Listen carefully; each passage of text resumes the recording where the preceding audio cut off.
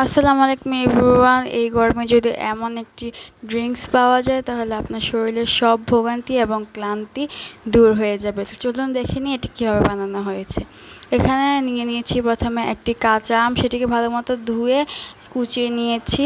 এখন আমি এখানে নিয়েছি একটি মরিচ কুচি করে এবং কিছু পুদিনা পাতা নিয়েছি হাফ চা চামচ জিরার গুঁড়া, আরও নিয়েছি হাফ চা চামচ বিট লবণ। আপনারা যে কোনো লবণ ব্যবহার করতে পারেন, তবে বিট লবণ দিলে স্বাদটা বেশি ভালো হয়। তো এখন আমি একে একে ব্লেন্ডার জারে সবগুলো উপাদান দিয়ে দিব। এখানে আমি দিয়ে দিচ্ছি কাঁচা আমগুলো, এরপর দিয়ে দিচ্ছি আমাদের কুচি করে রাখা পুদিনা পাতা এবং মরিচগুলো, দিয়ে দিচ্ছি সেই জিরার গুঁড়ো।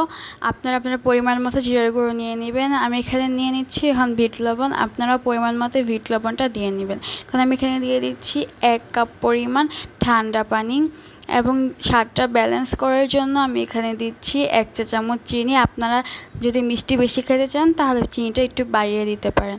এখন আমি এগুলো সবগুলোকে একসাথে ব্লেন্ডার জারে ব্লেন্ড করে নিচ্ছি। খেয়াল রাখতে হবে আমটা যেন ভালো মতো ব্লেন্ড হয়, দানাদার না থাকে এবং সবগুলো উপাদান যেন ভালো মতো মিশে যায় সেভাবেই ব্লেন্ড করতে হবে এবং ব্লেন্ডারটা আস্তে আস্তে করলে ভালো হবে।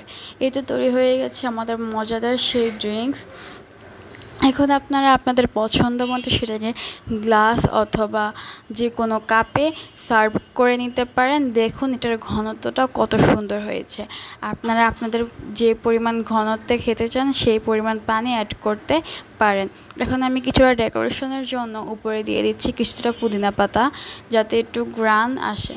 এই তো তৈরি হয়ে গেছে আমাদের মজাদার ম্যাঙ্গো মিন্ট শরবত।